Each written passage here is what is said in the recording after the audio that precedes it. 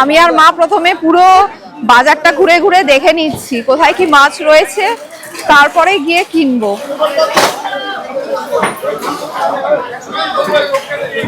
এখানে খুব ভালো ভালো ইলিশও রয়েছে।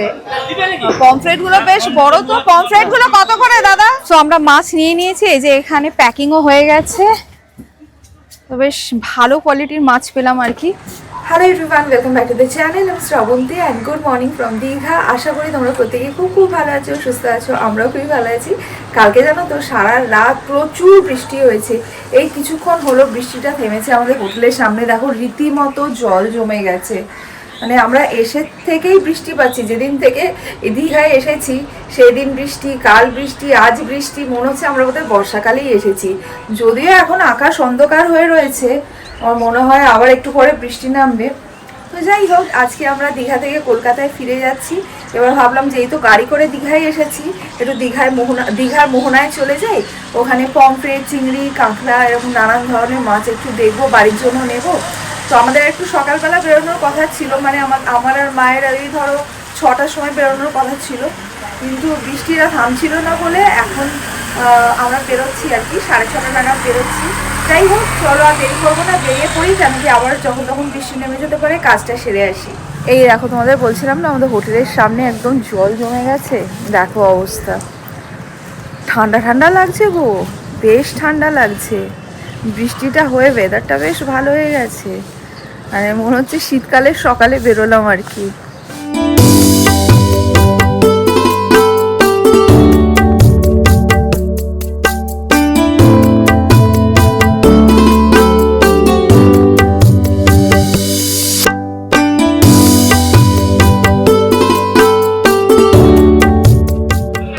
আমি আর মা চলে এসেছি মোহনায় মাছ নিতে। আর এদিকে তো চারিদিকে ভর্তি ভর্তি মাছ। এই দেখো,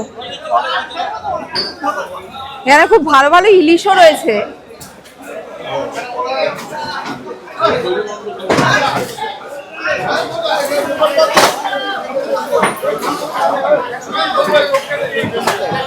পমফ্রেট গুলো বেশ বড়। তো পমফ্রেট গুলো কত করে দাদা? এই বড় পমফ্রেট গুলো 1200 টাকা কেজি। ইলিশ রয়েছে। গুরজালি কত? 700 টাকা। দেখো এক ট্রে লোটে মাছ। বাবা, এখানে কত স্কুইড বিক্রি হচ্ছে, জাস্ট দেখো, প্রচুর স্কুইড। এই মাছটা দেখো, এই মাছটা বলছে ফাল মাছ, বিশাল বড়। এটা কাঁটা আছে? এই মাছটা কাঁটা নেই। শঙ্কর মাছ। যারা যারা শঙ্কর মাছ খেতে ভালোবাসো তাদের জন্য দেখালাম। আমি আর মা প্রথমে পুরো বাজারটা ঘুরে ঘুরে দেখে নিচ্ছি কোথায় কি মাছ রয়েছে, তারপরে গিয়ে কিনবো। তো এখান থেকে পাইকারি বাজার, এটা তো পাইকারি বাজার, তো এখান থেকে সব মাছ বিক্রেতারা ভর্তি ভর্তি মাছ কিনে নিয়ে যাচ্ছে, নিয়ে গিয়ে বিক্রি করবে। এই দেখো, চারিদিকটা এখন খুব বিজি, খুব বিজি। দেখো কত মাছ নিয়ে যাচ্ছে কিনে।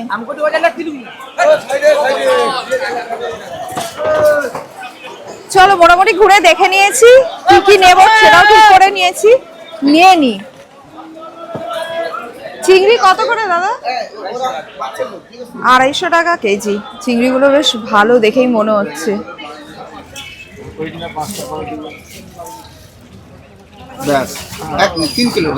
আরে হবে না, 180 টাকা 125 টাকা খারাপ সামনে করে বড় মুরগি বাজারে লোক নাই দেয় 500 টাকা বিক্রি হয়। 700-800 টাকা কিলো।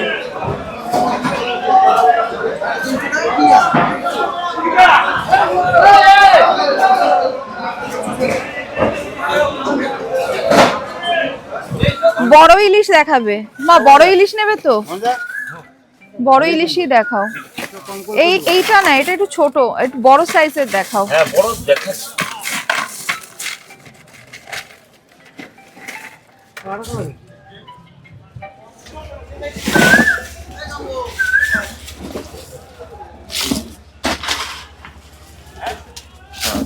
এবার মাছ দিয়ে দাও। সো আমরা মাছ নিয়ে নিয়েছি, এই যে এখানে প্যাকিংও হয়ে গেছে। তো বেশ ভালো কোয়ালিটির মাছ পেলাম আর কি। চলো এবার হোটেলে যাই, অনেকটাই সময় লেগে গেল, বেশ ঘুরে ঘুরে মাছগুলো নিলাম তো, বাট মাছগুলো কিন্তু প্রত্যেকটাই খুবই ভালো মাছ পেয়েছি।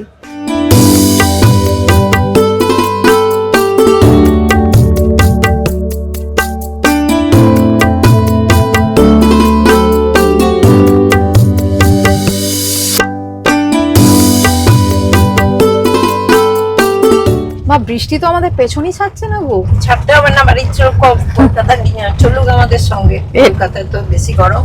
এইটা ভালো বলেছো, সত্যি কথা, কলকাতায় যা গরম, কলকাতায় বৃষ্টি ভীষণ দরকার। তাও ভাগ্য ভালো, কালকে মোটামুটি দিনের বেলাটা আমরা বৃষ্টি পাইনি, আজকে তো মানে একদম ভোর রাত থেকে বৃষ্টি শুরু হয়েছে।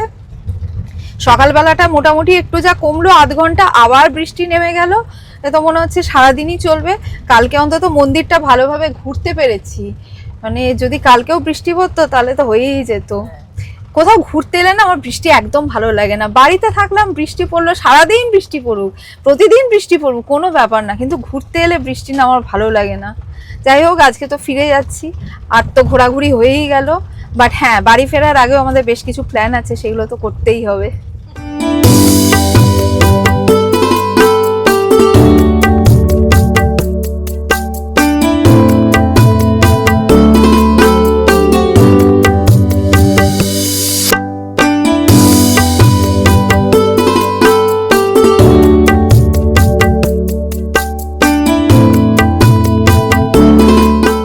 একেবারে ব্রেকফাস্ট সেরে তারপরে রুমে যাব। মা এসো, এদিকে এসো, আগে ব্রেকফাস্টটা করে নি। এই তো এদিকে, এখানে এসো।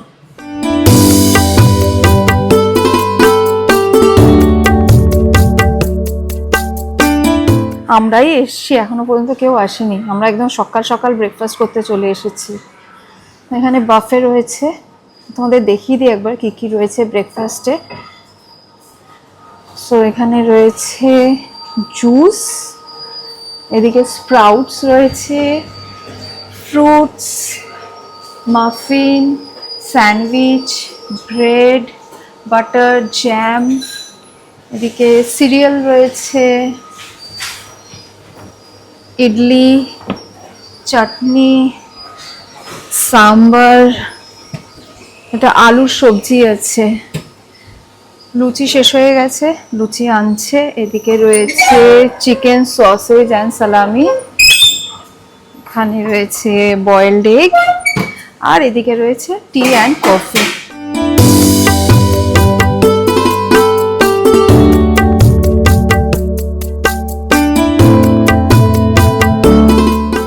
আমরা এবার চেক আউট করে যাব, আর দীঘা কিন্তু আমাদের রীতিমতো হাসি মুখে বিদায় জানাচ্ছে। কেন বলছি বলো তো? এই দেখো চারিদিকটা রোদে ঝলমল করছে, সকালবেলা ওই রকম কালো করে ছিল, এত বৃষ্টি হচ্ছিল, আর এখন দেখো চারিদিকটা রোদে ঝলমল করছে, কি ভালো লাগছে। সমুদ্রটা তো দারুণ দেখা যাচ্ছে। যাই হোক, এবার চেক আউট করে যাব, বাট কলকাতা ফেরার আগে একটুখানি সমুদ্র ধারে 10-15 মিনিট কাটিয়ে তারপরে ফিরবো। So bye bye room, see you সুন।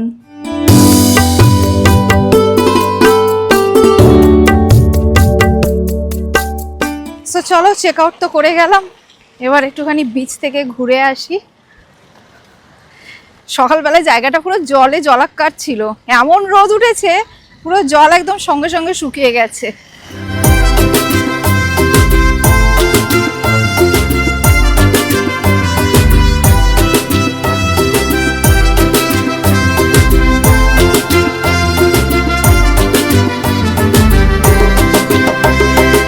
সকালবেলা রুম থেকে দেখছিলাম বিচে অনেকে স্নান করছে, ওয়াটার স্পোর্টস হচ্ছে, বাট এখন যেই তো জোয়ার চলছে, জল দেখো একদম সামনে চলে এসেছে, সেই জন্য এখানে কোনো ওয়াটার স্পোর্টসও হচ্ছে না এখন, বা এখন কেউ স্নানও করছে না। কি ভালো লাগছে না এখানে দাঁড়িয়ে থাকতে, এই যে হাওয়াটা আসছে সমুদ্রে, আর এই যে দু চোখ ভরে সমুদ্রটা দেখছি, অসাধারণ লাগছে। আর এই 10-15 মিনিট একটুখানি মন প্রাণ ভরে সমুদ্রটা দেখে নি, তারপর রওনা দেবো।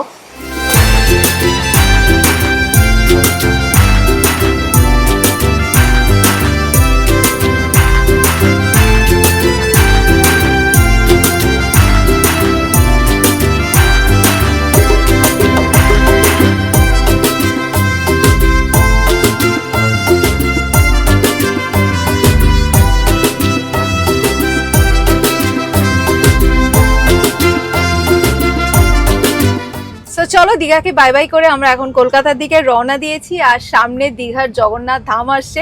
এবারে দীঘার ট্রিপে লাস্ট বারের মতো আর একবার জগন্নাথ ধাম দেখে নাও।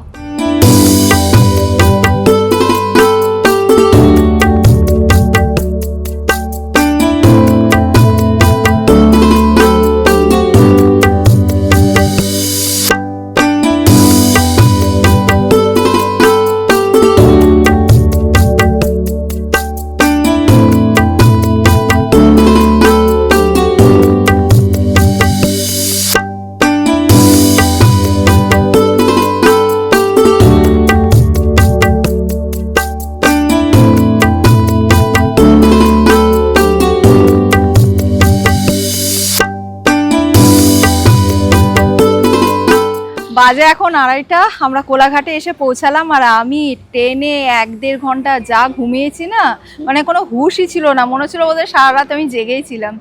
তাই এবার আমরা লাঞ্চ করব, আমরা শেরে পাঞ্জাবে এসেছি। চলো লাঞ্চটা সেরে নিই, লাঞ্চটা সেরে নিয়ে আবার এখান থেকে অনেকটা পথ।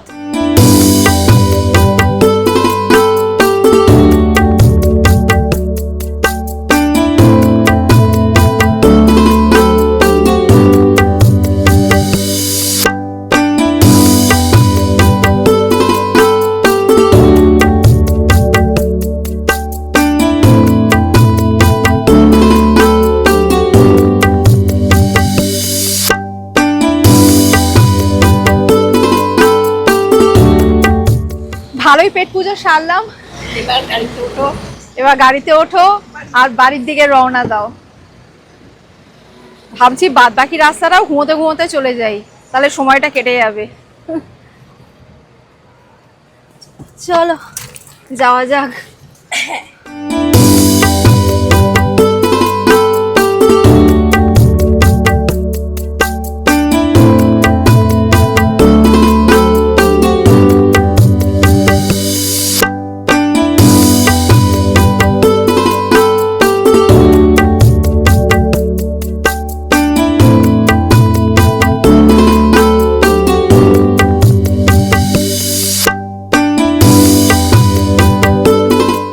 জাস্ট এইমাত্র বাড়ি ফিরলাম, আর ভাবলাম যে বাড়িতে আমার সব থেকে ফেভারিট প্লেস, হ্যাঁ আমাদের ব্যালকনিতে এসেই ব্লগটা এন্ড করি।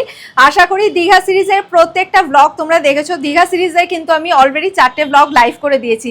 যদি ব্লগগুলো মিস করে গিয়ে থাকো, আমি এই ব্লগের ডেসক্রিপশন বক্সে প্রত্যেকটা ব্লগের লিঙ্ক দিয়ে দিয়েছি, তোমরা এই ব্লগটা পরে গিয়ে ওই ব্লগগুলো দেখে নিতে পারো। আর হ্যাঁ, দীঘা সিরিজের প্রত্যেকটা ব্লগ তোমরা নিজেরা তো দেখোই, প্লাস তোমাদের ফ্রেন্ডস অ্যান্ড ফ্যামিলি সকলের সাথে শেয়ার করো। তো চলো ব্লগটা এখানেই এন্ড করলাম, আর ব্লগটা যদি ভালো লেগে থাকে অবশ্যই একটা লাইক দিয়ে দিও। Thanks for watching and by.